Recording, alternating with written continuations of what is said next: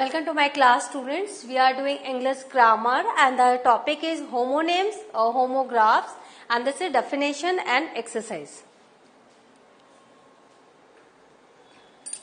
Now, what are homonyms and what are homographs? That you will come to know about these now. Homonyms are words that are both spelled and pronounced the same. ये जो इसके spelling और इसकी pronunciation जो है वो एक जैसी होती है, yet have different meanings, लेकिन इसका इनका जो अर्थ होता है वो अलग होता है. मतलब इनका जो स्पेलिंग होती है, इनकी जो प्रोनाउंसिएशन होती है वो सेम होती है, लेकिन इनका जो अर्थ अलग होता है, अलग अलग सिचुएशन में अलग अर्थ होता है. The word homonym comes from the prefix homo. Homo कहाँ से आया? जो prefix है homo, which means the same, and the suffix name, which means the name. तो same name.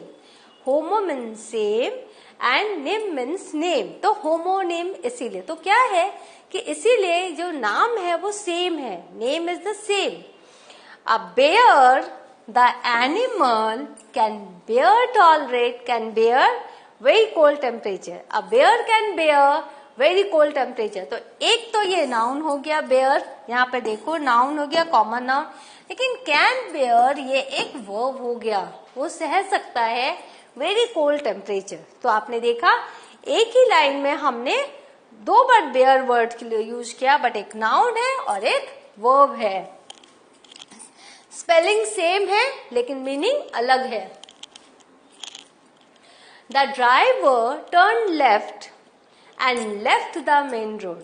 तो द ड्राइवर टर्न लेफ्ट, वो ऑपोजिट ऑफ राइट, वो बाईं तरफ मुड़ा और left the main road, main road से निकल गया. राइट. तो दिस इज योर वर्ब और right and left. This is your side, right and left side. Now suit your self, अपने आप को कंफर्टेबल कर लो. वोर अ सूट, यहाँ पे देखो ये भी नाउन है और ये वर्ब है. तो आप इस तरह से देख रहे हो नाउन एंड वर्ब में कैसे मीनिंग चेंज हो रहा है, हालांकि स्पेलिंग सेम है and the word is the same. The price is fair, जो प्राइस है फेयर है, सही है. गो टू द फेयर, मेले में जाओ. Fair means Mela. Now heteronyms or heterophonies have the same spelling. Now heteronyms उनका क्या है? Same spelling but different pronunciations and different meanings. Heteronyms क्या है? देखो उनका स्पेलिंग सेम है लेकिन प्रोनाउंसिएशन दूसरा है और मीनिंग भी दूसरा है. जैसे यहाँ पर एक वर्ड है सेपरेट. अब इसको हम लोग कैसे करेंगे? अगर हमने बोला separate to divide into groups, हमने ग्रुप से डिवाइड करना. अगर हमने कहा सेपरेट तो नॉट जॉइन टुगेदर, वो एक साथ जॉइन नहीं है. यहाँ देखो उनको ये सेपरेट, हमने एट और सेप में जब हमने जोड़ लगाया, separate that mean to divide into groups, और जब सेपरेट एक साथ हम कह रहे हैं तो not join together. Now BOW, अगर हम इसको बाउ कहेंगे तो लोअर वंस हेड और the front of a ship. और अगर हम इसको बो कहेंगे तो यूज टू शूट एरोज. तो बाउ जब हम ऐसे बाउ करते हैं, एंड बो तो जो हम शूट एरोज के लिए जो बो रहता है. अगर ये वर्ड है CONFLICT, कॉन्फ्लिक्ट. अगर हमने कहा कॉन्फ्लिक्ट तो टू एक्ट अगेंस्ट, हम किसी चीज के अगेंस्ट काम कर रहे हैं. अगर हमने कहा कॉन्फ्लिक्ट, कॉन में अगर हमने ज्यादा जोड़ दिया तो दिस इज अ फाइट और disagreement. Now the word is contest. अगर हमने कॉन्टेस्ट बोला तो टू आर्ग्यू. अगर हमने बोला कॉन्टेस्ट तो a match of skill. Contest तो मैच ऑफ स्किल. जब कंटेस्ट होता है ना, ड्राइंग कंटेस्ट होता है, स्पोर्ट्स होते हैं, तो that is match of skill. Skill मतलब कोई भी टैलेंट, सिंगिंग, कुछ भी. राइट. कॉन्ट्रैक्ट, अगर हमने बोला कॉन्ट्रैक्ट एंड एग्रीमेंट. अगर हमने बोला कॉन्ट्रैक्ट तो टू श्रिंक और to agree on a project, सिकुड़ जाना, कॉन्ट्रैक्ट, और contract and agreement. Now homographs. Homographs are words that are spelled the same, उनकी स्पेलिंग सेम होगी as indicate by the suffix graph. यहाँ पे देखो ये जो ग्राफ है, ग्राफ माने राइटिंग, तो इनकी स्पेलिंग सेम होगी बट डिफरेंट मीनिंग होगा. मीनिंग जो है उनका डिफरेंट होगा. For example the words tear and tear. तो टीयर मतलब आंसू, टेयर मतलब फाड़ना, जो हम किताब कभी कभी फाड़ देते हैं, बच्चे जो होते हैं पन्ने फाड़ लेते हैं. तो tear means drops of water from the eyes and tear means to rip paper into pieces. लेकिन स्पेलिंग देखो सेम है. Homographs may or may not have different pronunciation because the definition is about the spelling and not the sound. कभी कभी इनके pronunciation अलग नहीं होते क्योंकि जो spelling है वो same होना चाहिए, वो same होता है.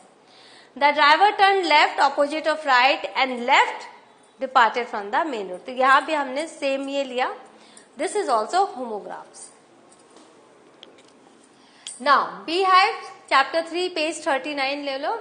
Study the use of the word big in the following sentence. अब देखो ये जो बिग वर्ड है कैसे अलग अलग कॉन्टेक्स्ट में इसके कैसे चेंज हो रहे meaning. He was so big, his hands and his neck, specially his mouth. तो इस बिग का मतलब क्या हुआ? इस बिग का मतलब हुआ large in size, right. Now consult the dictionary and find out the meaning of big in the following sentences. अब हम देखेंगे फॉलोइंग सेंटेंसेस में. The first one is done for you. You are a big girl now. तो ये big girl का मतलब older. अब तुम थोड़ी बड़ी हो गई हो. Today you are going to take the biggest decision of your career. The biggest decision of your career मतलब most important decision. The project is full of big ideas. Big ideas मतलब innovation. Cricket is a big game in our country. Big game मतलब यहाँ पर हो गया popular. तो इस तरह से आप देख रहे हो एक बिग अलग अलग सिचुएशन में कैसे अलग अलग मीनिंग लेकर आ रहा है. I am a big fan of Lata Mangeshkar. तो big means great. You have to cook a bit more as my friend is a big eater. तुम्हें थोड़ा ज्यादा बनाना पड़ेगा क्योंकि मेरा जो फ्रेंड है उसे वो खाने का शौकीन है. What a big heart you have got. कितना बड़ा दिल है. That is generous. तो इस तरह से आपने देखा कि किस तरह से big word से अलग अलग कॉन्टेक्स्ट में अलग अलग इसके मीनिंग है. Now first slide chapter 3 page 40. Try to guess the meanings of the word black in the sentence given below. Check the meaning in the dictionary and find out whether you have guessed right. तो आपको क्या करना है? आपको black word को अलग अलग sentences में उसके मीनिंग्स देखने हैं. Go and have a bath, your hands and face are absolutely black. यहाँ ब्लैक का मतलब dark with dust and heat, जो धूल से और गर्मी से गंदे हो गए हैं. तो जाओ और हाथ मुंह धो लो. The taxi driver gave Ratan a black look. A black look का मतलब हो गया an angry look as he crossed the road when the traffic light was green. तो अगर ग्रीन है तो उसका मतलब क्या हुआ? ट्रैफिक लाइट ग्रीन है तो कि जो क्रॉस करने वाले उन्हें रुकना है. जब रेड बत्ती रहती है तो हम क्रॉस करते हैं. लेकिन रतन ने क्या किया, जब ग्रीन बत्ती थी तो ही वो चलने लगा. तो जो टैक्सी ड्राइवर था उसने उसको एक ब्लैक लुक दिया, मतलब एंग्री लुक दिया, क्योंकि अगर कुछ हो जाता तो टैक्सी ड्राइवर को ही पुलिस पकड़ कर ले जाती.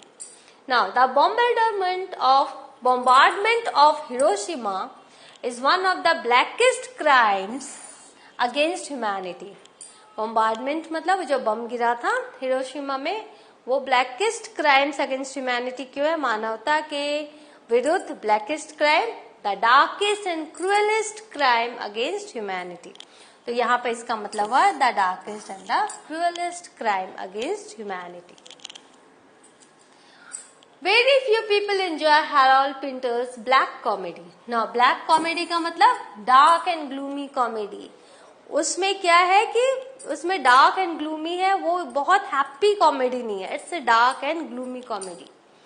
उसमें sadness है, right? और वो पढ़कर हालांकि लास्ट में सब अच्छा हो जाता है, but it's a dark and gloomy. Sometimes shopkeepers store essential goods to create false scarcity and then sell these in black. Black marketing, तो यहाँ black का मतलब हुआ sell these at a higher price. Black marketing क्या होता है? वो store कर लेते हैं और बाद में ऊंचे दाम पर वो बेचते हैं.